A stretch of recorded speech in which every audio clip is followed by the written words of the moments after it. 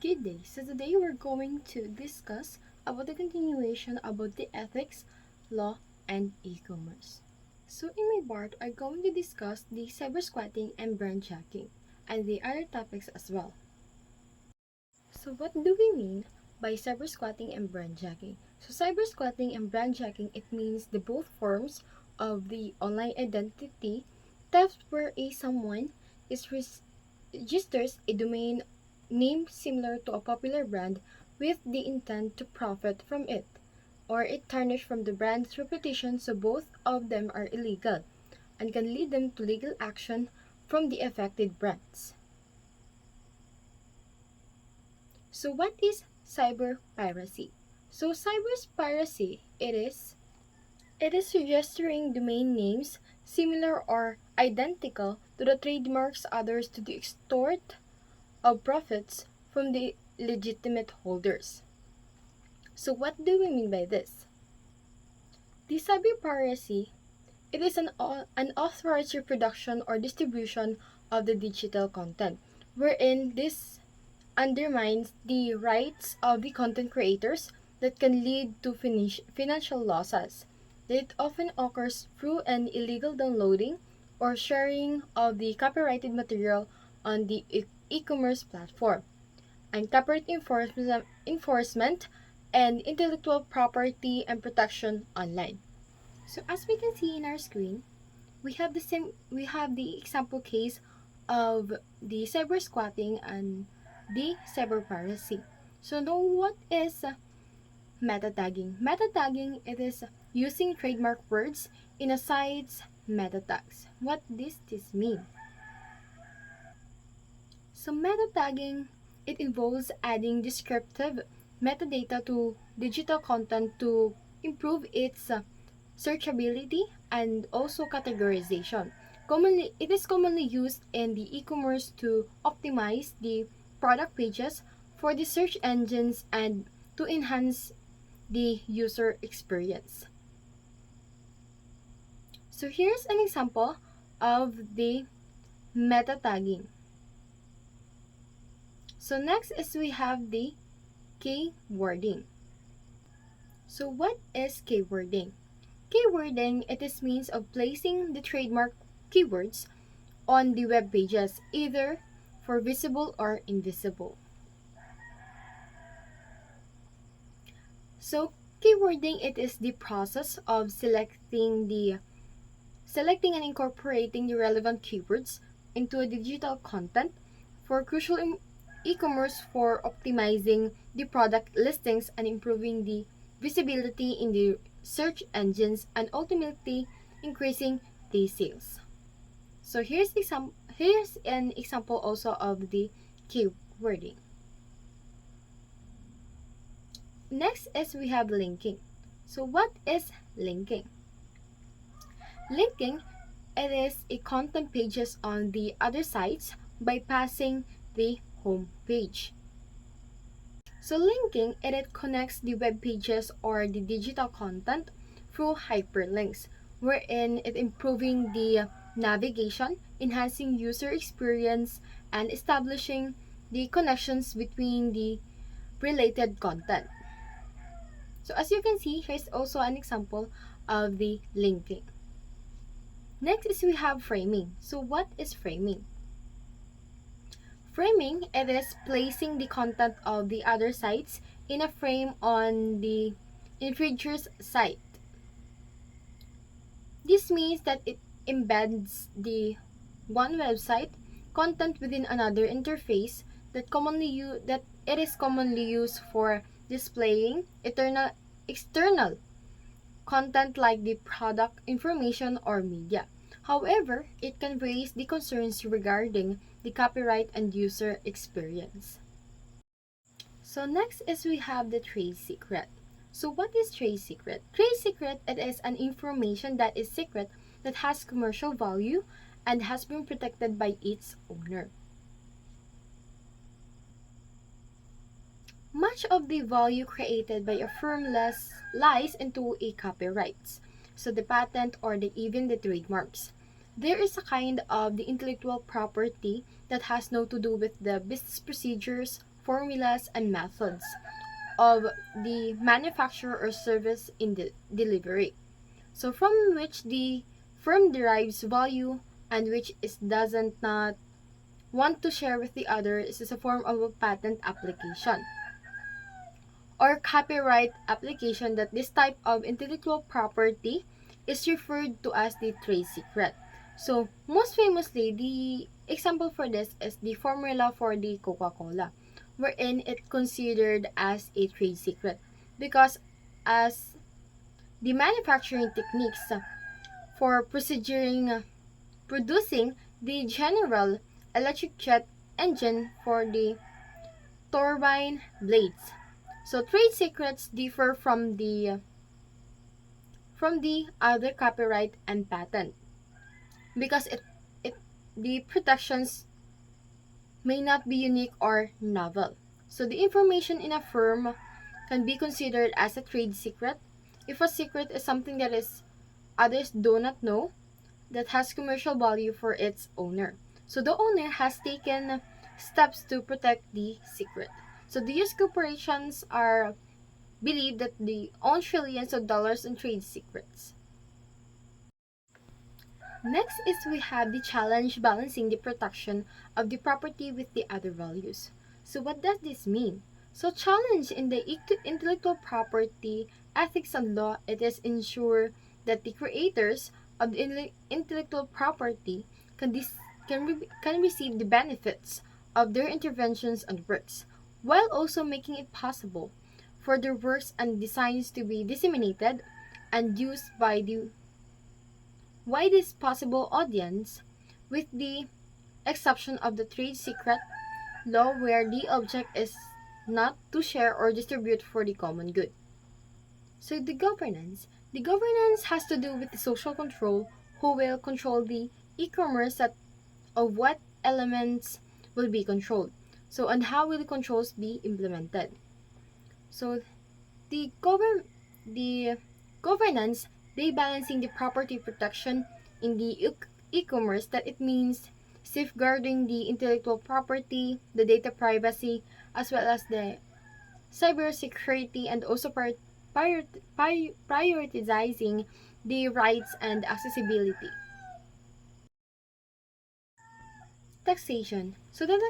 What is taxation? Taxation, it is the complexity of the governance and jurisdiction more potently than taxation of the e-commerce sales. In both Europe and the United States, governments rely on the sales taxes based on the type and value of the goods sold. So in the Europe, these taxes are collected along with the entire value chain, including the final sale to the consumer, and they're called taxes or the VAT. Whereas in the United States, the taxes are collected by the states and localities on final sales to consumer that are called consumption and use taxes. So in the United States, there are 50 states and 3,000 countries and 12,000 municipalities that each with unique tax rates and policies. So this may be taxable in one state that as snack food but not taxable in the another state, such as the Wisconsin, where it is considered as a basic food consumption. So the consumption taxes are generally recognized on the regressive because they disproportionately tax per people, for whom consumption is a larger part for their total income. Next is the insight on business. So the new rules extended EU taxation on the of the e-commerce. So most of the people are happy when they discover that they don't have to pay any taxes on a purchase that they make online. However, few stop to consider the implications that this may have. Governments in the last few years have been suffering a persistent budget crunch. May countries that levy sales the taxes that have been eyeing for the loss of the revenue from the e-commerce sales, so estimated to be in the billions. So as the e-commerce established itself as a ever increasing percentage of the retail economy, governments worldwide are putting their collective feet down on the demanding tax revenue from the from all online transactions. So wherein in the EU, the tax policies are evolving to reflect in the online landscape, where the goods and the services are sold without any physical presence or for a local representative in the countries where they are purchased. Net neutrality. So the concept that internet service providers should treat all the internet traffic equally or neutrality. Neutrally. So what does it mean? This refers to the idea of the ISPs, including the cable, internet, and wireless carriers, should treat all the data on the internet in the same manner and not discriminate or price differently by the content, protocol, platform, hardware, or application. So prior to the year of the 2015, the ISPs could discriminate against the certain users on the basis on the protocol or the amount of usage. For the instance, users of the illegal downloading sites that utilize the BitTorrent protocol were were blocked or tolerated back, so the internet speeds were slowed. So the users who watched large volumes of movies on Netflix or other services were occasionally unfurled back. So the wireless cell phone carriers choke of data, data speeds for a heavy users when their networks become clogged.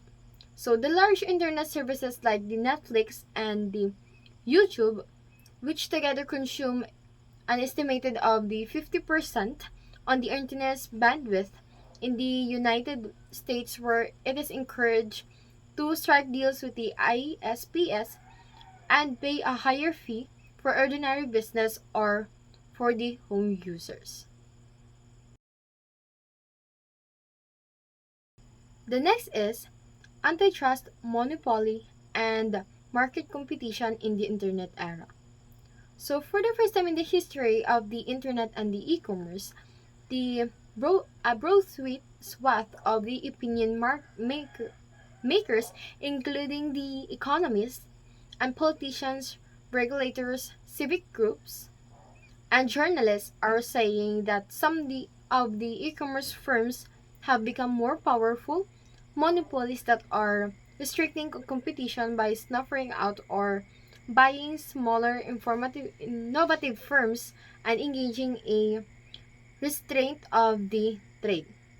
So an example of this is the Alphabet or the Google, Amazon, and Facebook in particular are in the crosshairs for the critics because that they not only dominate their markets, but they also dominate our daily lives. So these firms have been grown rapidly in the part of scooping up a smaller innovative firms, adding to their already large market share in their respective industries.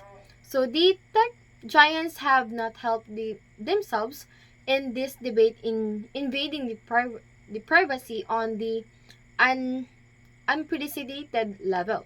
So unfailing to secure their users' personal information, it allowing their platforms to be used by the foreign powers, enabling the dissemination of a fake and misleading stories and driving small retailers out of the business. So these firms also use their financial resources to prevent legislation that might constrain them So the big technology firms are now spending more money on lobbying in the Washington DC than all other industries, with the exception of the financial services and pharmaceutical industries. Next is we have the public safety and welfare. So public safety and welfare, the governments everywhere claim to pursue the public safety, health, as well as the welfare. So this effort produced the laws governing everything from weights to and measures to the national highways to the content or the radio and television programs. Electronic Electronic media of all kinds, the telegraph, telephone, radio, and also the television, have historically been regulated by the governments seeking to develop a rational commercial telecommunications, different on to the control and content of the media. Rational commercial telecommunications environment and to control the content of the media, yet which may be critical of the government or the offensive to power groups in a society. So historically, in the United States, newspapers and print media have been beyond government controls because of the constitutional guarantees of the freedom of speech. Electronical media such as the radio and television, on the other hand, have always been a subject to content regulation because they used to publicly owned frequency, spectrum, and hence come under a variety of federal laws and regulatory agencies that primarily the FCC, so the telephones have also been regulated as a public utilities and commonly carriers with the special social burdens to provide a service as well as a access, but with no limitations on the content. Next is we have protecting children. So protecting children, the pornography, it is an immersed, successful internet business. Statistically, statistics with the respect to revenues and generated by online pornography range widely. So a sample of the million most visited sites in the world found that the 4% of the website contained pornographic material and 14% of the web searches involve sexual content. Others have estimated up to 20% of the web and mobile searches involve a pornography, based on Bulk's 2019 web route of the 2017. So the online pornography, it is estimated to generate for the 10 to 12 billion dollars annually in the United States, and the global revenue is estimated to be 97 billion dollars, and traditional DVD porn revenues have been fallen off by 80% as so-called tube sites or YouTube for porn. So they have rapidly expanded for the free and premium content online. So the piracy is rampant as well as the traditional video content. Revenues are more primarily derived from the premium subscription and advertising to control the web as a distribution of the pornography in the 1966. So the US Congress passed the Communications Decency Act or the CDA. So this act means that they made a felony criminal offense to use any telecommunications device to transmit any comment, request, suggestion, proposal, image, or other communications which is obscene, lewd or lascivious, lifty and or incident to anyone in the particular to person under 18 years of age. In the Section 502 and Telecommunication Agent Decency Act of the 1996. So it is important that our children, we should protect them because nowadays we have access on the internet and using of the different gadgets. Next is the Internet Drug Bazaar operates around the globe. So every year since the 2018, the Interpol has connected the Operation Pangaea. So the international effort involving over 150 countries to combat the sales of the illegal drugs online. So between the 2008 and the 2019, the Operation Pangaea has resulted in the shutting down of the 82,000 websites, more than 3,000 arrests, and the removal of more than 100 million doses of illegal drugs from the circulation. Despite successes such as this, however, the Internet Drug Bazaar remains a continuing public health and safety issue. So, for instance, the COVID-19 pandemic has been given a rise to additional types of false medical products. So, in the 13th annual Operation Pangaea in the March 2020, it resulted in a significant increase in the seizures of unauthorized unrivaled medication, as well as the antimalarial medication prolonged. So in many countries, trafficking in illegal prescription drugs now equals or exceeds on the sale of heroin, cocaine, and amphetamines.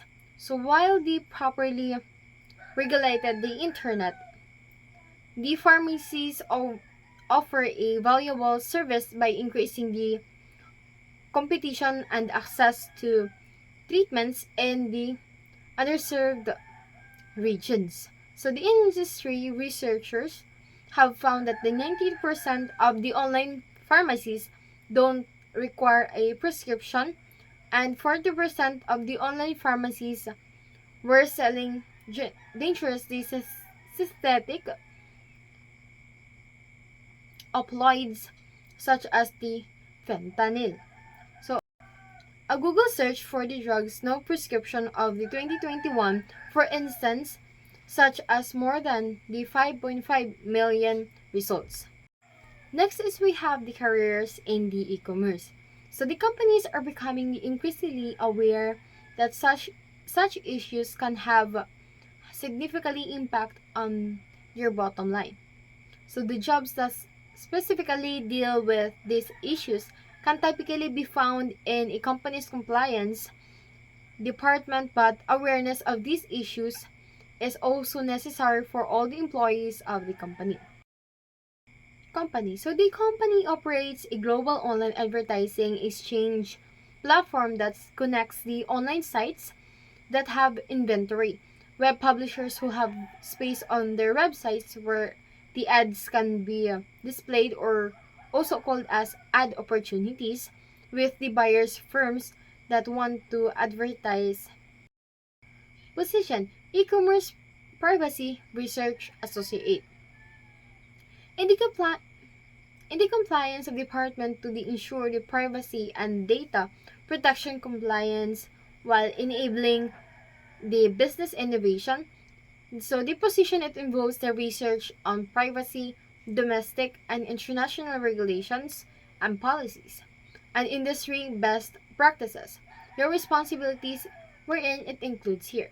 So first, in the monitoring, digesting, and developing a written summaries of proposed and enacted legislation, regulations, court decisions, industry guidelines, trade journals, and other relevant publications in privacy, cybersecurity, and information security, and also in technology.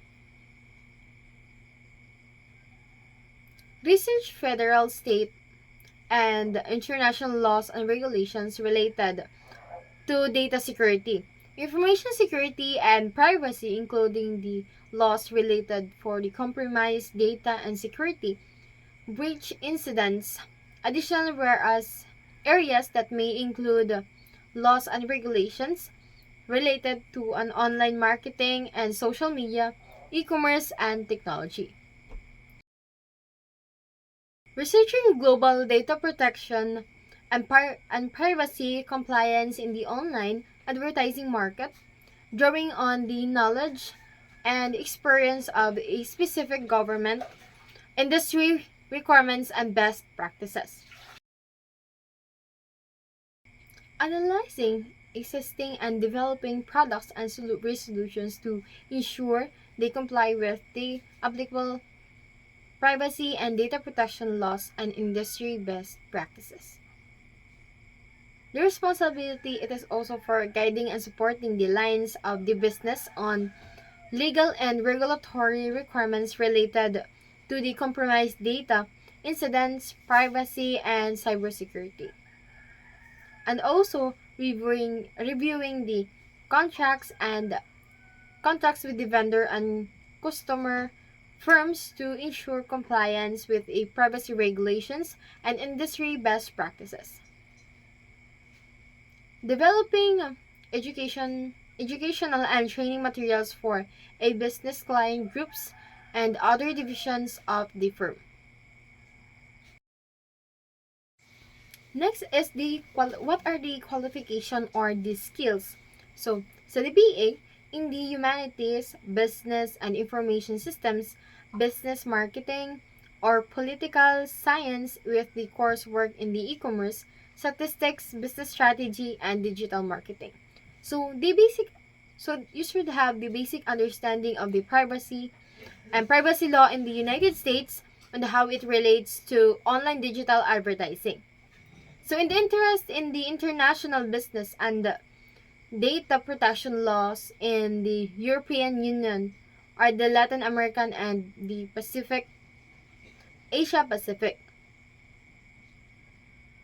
Knowledge of the digital marketing industry, software platforms, and programmatic advertising platforms, excellent written and or communication skills, including a clear and concise drafting style, strong research skills.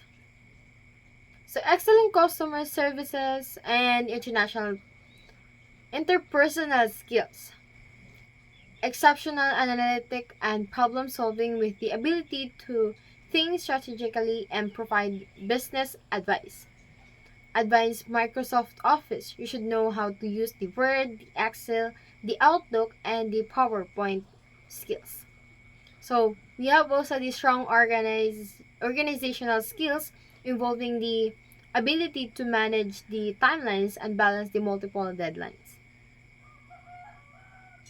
So the last is the comfortable of the desktop and mobile technology and the active user for online or mobile applications on the different social networks. So for the last in this part is the preparing for the interview. Of course, when you're engaging in the business, of course, you should prefer for an interview and engaging this kind of business. So that's for all my part. I'm Kathleen P. Macarella from the Group 6. That's all of our report about the ethics, law, and e-commerce.